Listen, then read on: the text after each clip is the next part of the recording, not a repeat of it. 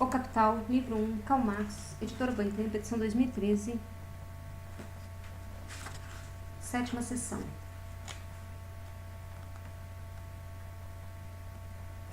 O processo de acumulação do capital. Capítulo 22. Transformação de mais-valor em capital. Item 5. O assim chamado fundo de trabalho.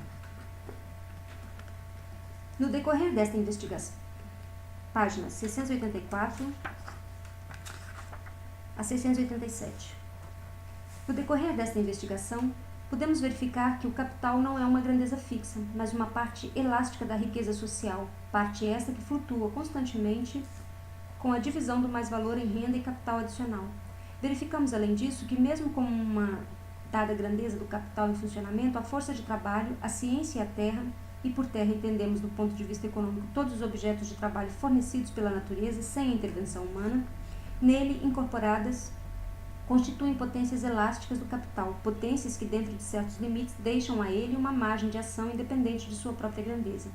Abstraímos, então, de todas as circunstâncias do processo de circulação que propiciam graus muito diversos de eficácia à mesma quantidade de capital e como tomamos como pressuposto os limites da produção capitalista, ou seja, uma figura puramente natural e espontânea do processo social de produção, abstraímos de qualquer modo mais racional de se combinar os meios de produção e as forças de trabalho existentes, o qual seria realizável de modo direto e planejado.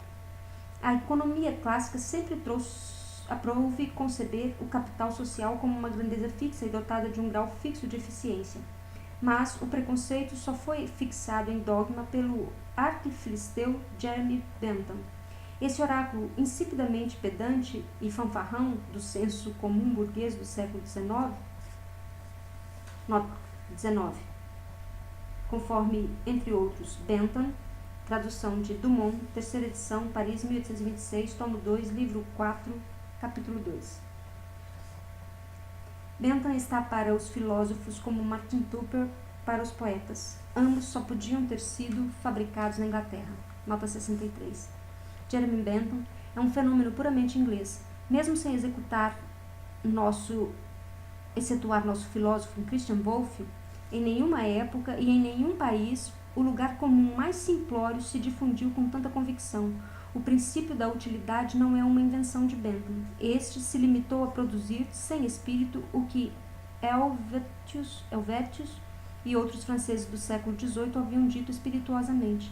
Se, por exemplo, queremos saber o que é útil a um cachorro, temos de investigar a natureza canina.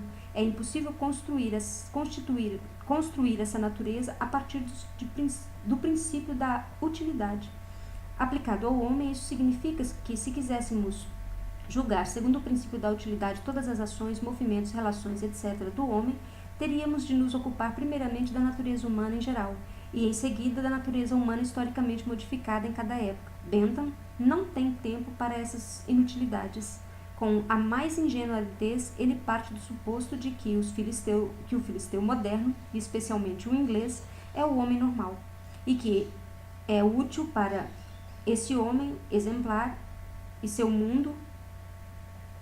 O que é útil para esse homem exemplar e seu mundo é útil para si e em si. De acordo com esse padrão, Bentham julga então o passado, o presente e o futuro. Por exemplo, a religião cristã é útil porque repudia religiosamente os mesmos delitos que o Código Penal condensa juridicamente. A crítica da arte é nociva porque perturba o deleite que as pessoas honestas encontram em Martin Tupper, etc. E foi com todo esse lixo que nosso bom homem, cuja divisa é nula, die sine linea, encheu montanhas de livros. Tivesse eu a coragem de meu amigo Rey, chamaria o Sr. Jeremy de gênio na arte da estupidez burguesa. Nula, die sine linea, nenhum dia sem uma linha. Frase atribuída ao pintor Apelé. Ano 4 a.C., que coloca para si a obrigação de trabalhar todos os dias em suas pinturas. Nota do tradutor.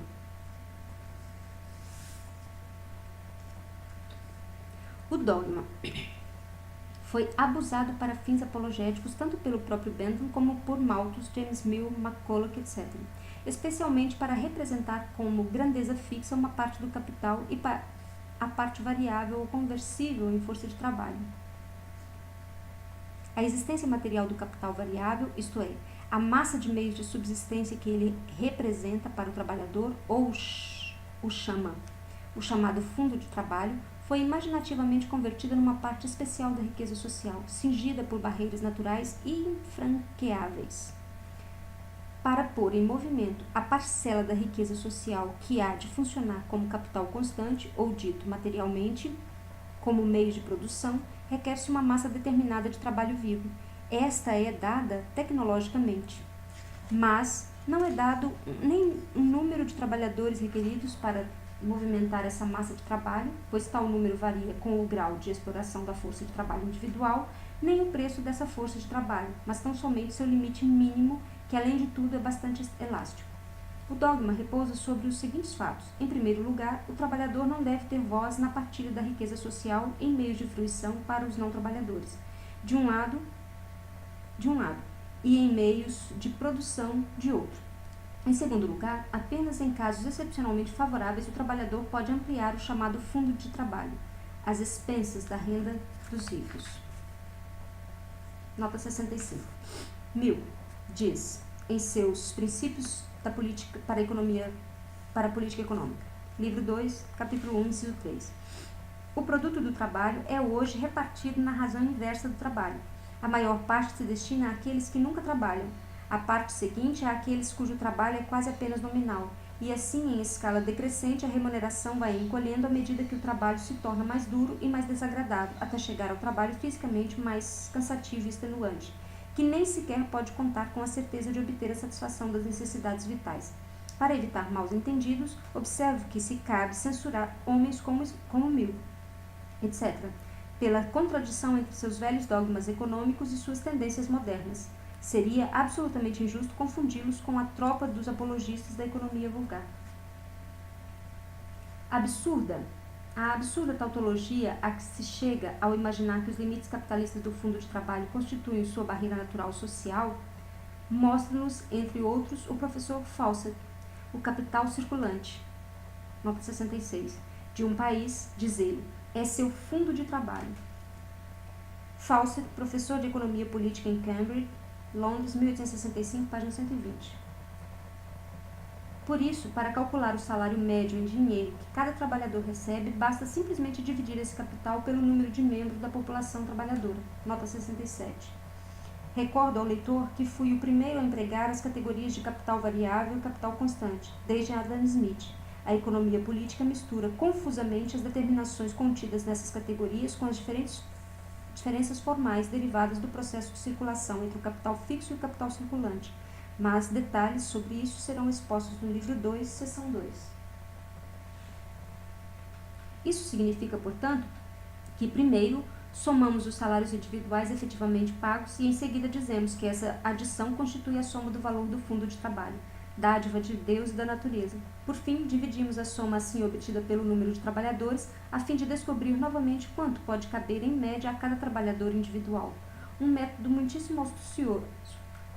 Mas isso não impede ao Sr. Fawcett de dizer no mesmo fôlego. Nota. A riqueza total acumulada anualmente na Inglaterra é dividida em duas partes. A primeira é aplicada internamente para a manutenção da nossa própria indústria. A segunda é exportada. A parte aplicada em nossa indústria não constitui uma porção significativa da riqueza acumulada anualmente neste país. Nota 68. Fawcett, a economia, a posição,